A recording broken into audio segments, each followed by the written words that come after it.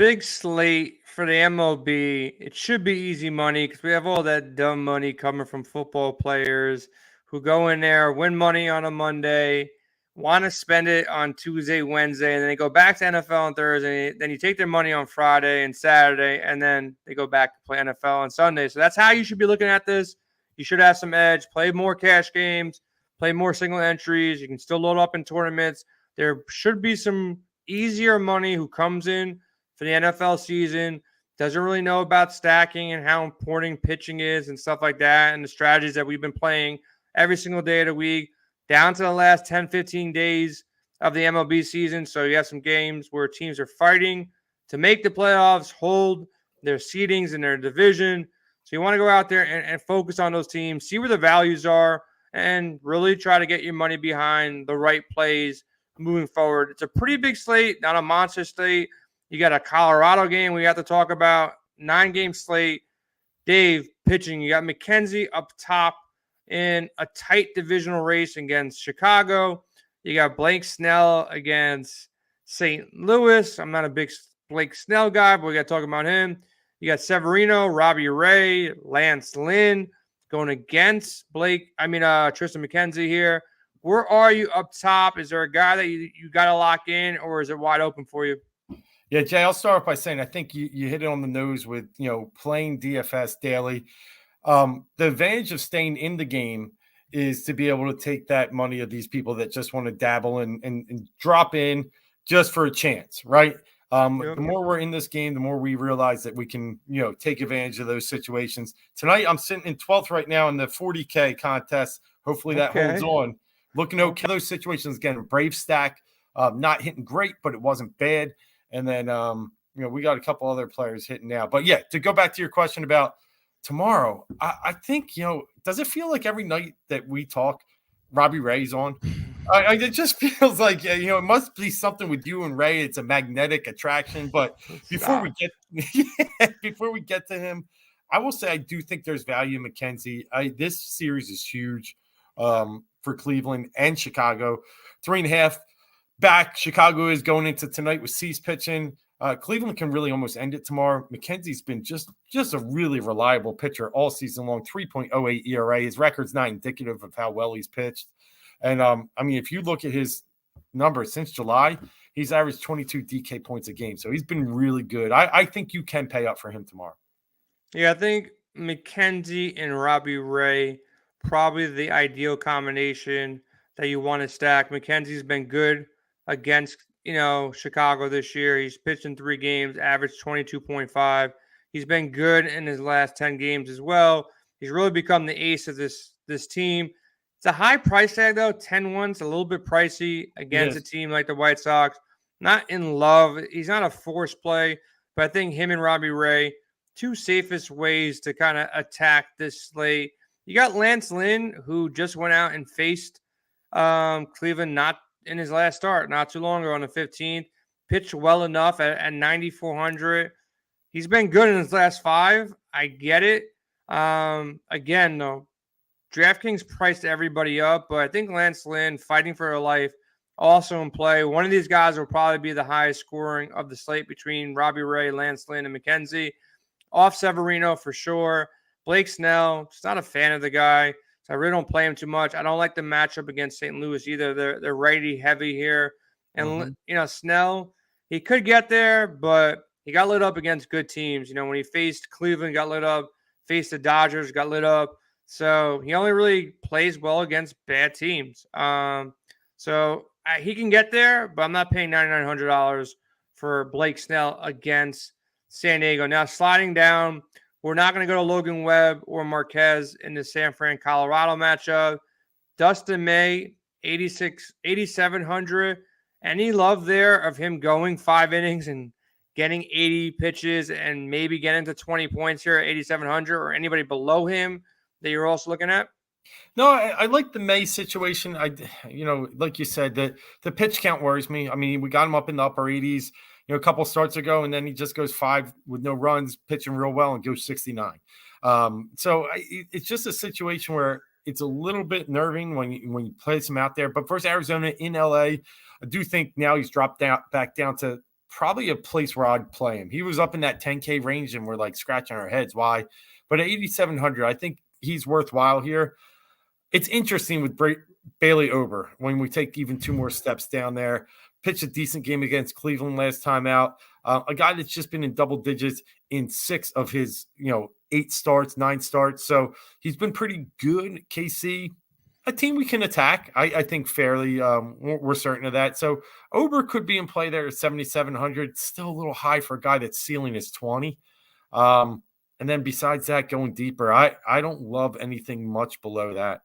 Any love here? Jordan Lyles, 6,700, and then you got Manning at 5,700. Look, Manning has 2 games in his last 4 games where he topped 24 against the White Sox in his last start and against San Fran, 3 starts ago. So he has some upside here. He has games where he dropped 20 points. So at 5,700, Baltimore kind of quieted down a little bit here. So thoughts on either of these 2 guys against each other? Lyles, he can go out there every once in a while and get you 5Ks, go 7 innings, get you 15, 20 points. 6,700 and 5,700. Not a bad spot for both these guys. Yeah, you're right. And they played like a 3-2 game tonight. So it's a situation where I do think you're starting to see the luster wear off the Orioles. The shoe is dropped, and they're not going to make the playoffs. Next So year, I think you're just starting to see a little fade there. So I think those are actually 2 really sharp plays. Manning, I just have a little scar tissue. A couple times when I thought we were on to something, he puts up that -11 with Seattle. So, I think if I can just look at it with an objective mindset, I think both are really nice value plays. So I think they're good calls. Yeah, I think those are the 2 guys that are in the safest spots. I'm not going to Bumgarner against LA. I'm not going Contreras against the Yankees. Not terrible. You have some K upside there as well. So I don't think Contreras is a bad way to look at this. The Yankees are not the same Yankees from earlier this season. So I think he's kind of in play, but I'd rather take a shot on a discount on Lyles or Manning here. Nobody else down here I'm really looking at. No Daniel Lynch. Just won't get there. Nice price tag, but I'd rather try Manning now. Flipping the script here, are you going to the Dodgers versus Bumgarner? Are you going San Fran or Colorado at Coors Field? Are you going with potentially stacking up, one of these top pitchers, going against a Blake Snell with St. Louis? Where are you looking at as far as your stacks go? Well, one of them that I do like, but now I guess I'm off, and we have to note it is J-Rod got hurt the other night again, right? Got hit in the hand. I was liking their matchup with Capriel, and he's had about 5 ERA against them this year, but without that pop in that lineup, we saw what happened right around the All-Star break. They really went quiet with their bats. So I just wanted to point out that I'm probably skipping them even with a nice matchup.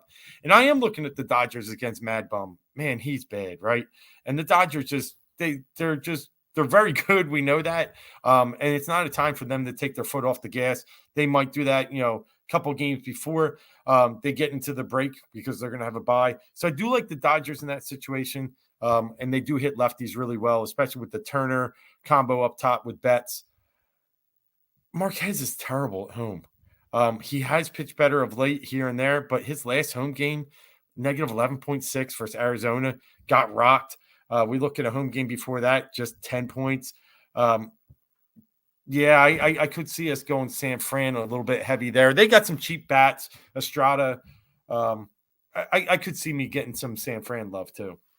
Yeah, I think the Dodgers is probably going to go to first.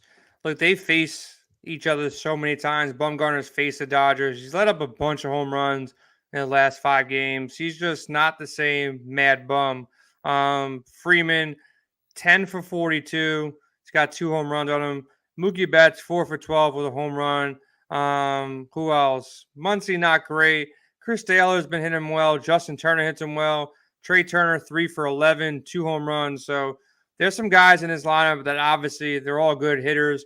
But going against Mad Bum, I think Dodgers probably your top stack of the slate, but also will probably be the most popular stack on the slate. I think the Rangers can come here against Tucker Davidson, lefty. He's not going to last long in this game, so you can go with any of your favorite Texas bats. You don't have to worry just about, platoons here. You can go with, Corey Seager. You can still 31 home runs on the year.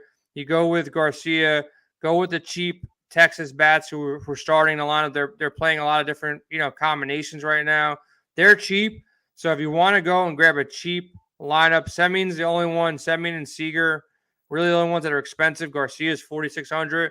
So you can go with a cheaper Texas stack to go get those two top end pitchers that we mentioned earlier, like a Robbie Ray or McKenzie or Lance Lynn. Pitching is expensive, so I think Texas is a way to go. San Fran, Colorado, obviously they're in play. Crone's super expensive though at 5,800.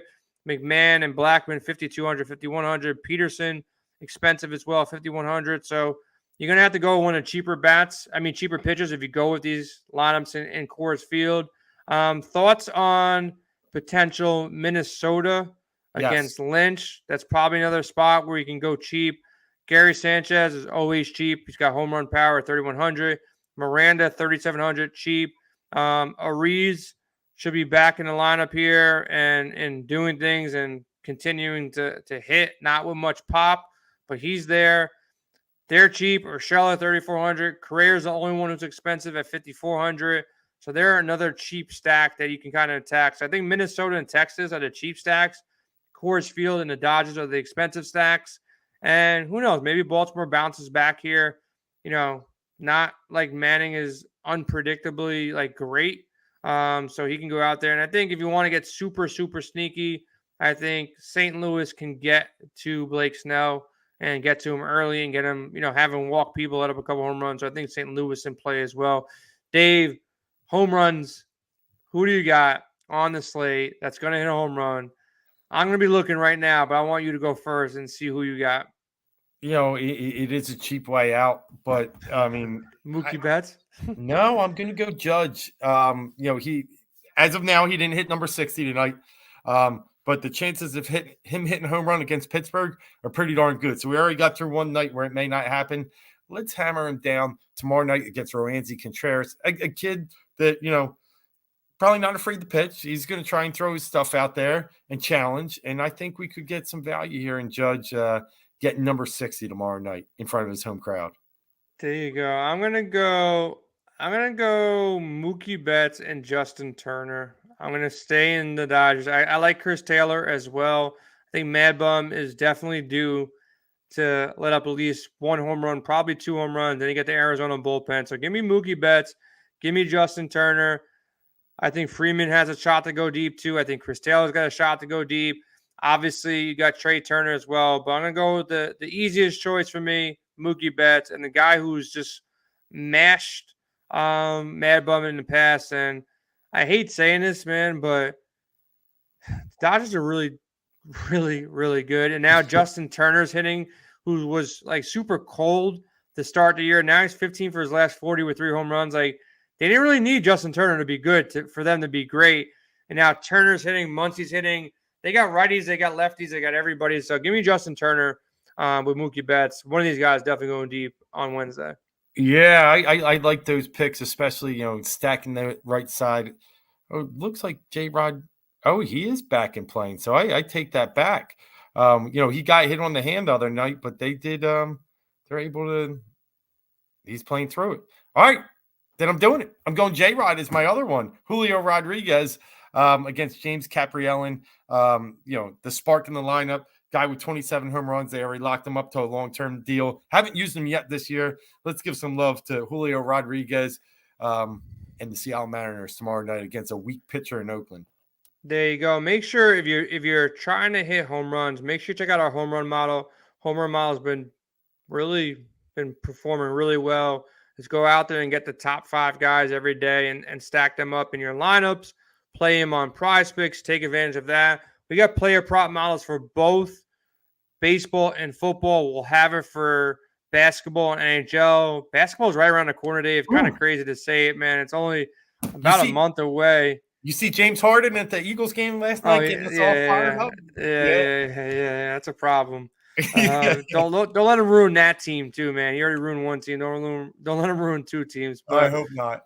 We'll see what happens, man. Eagles looking pretty good. Philly's not looking that good today, but they're trying to fight back right now. I think they both scored double digits now, so they're fighting back. Eagles again. Jalen Hurts looked pretty damn good. Looks like you got yourself a quarterback in Philadelphia. But make sure to check out all the rest of our shows. We did an NFL Draftcast earlier today, covering the Sunday slate.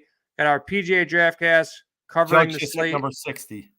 Damn. Wow, we were talking in the 9th.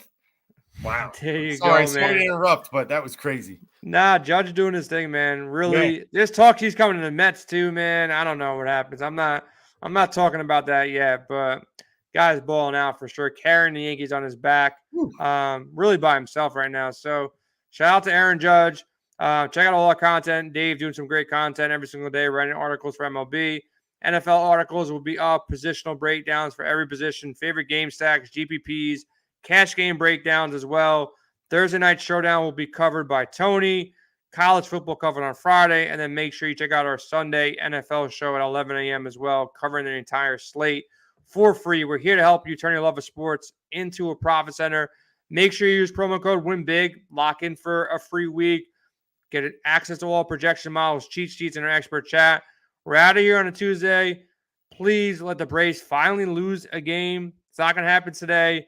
Let it happen tomorrow or the next day, because we have a fight between the NL East right now, between the Mets and Braves, and no team wants to lose right now. So it's going to be tough sledding. They got a big series ahead. So we'll see what happens. We're out of here. Good luck on your games on Wednesday.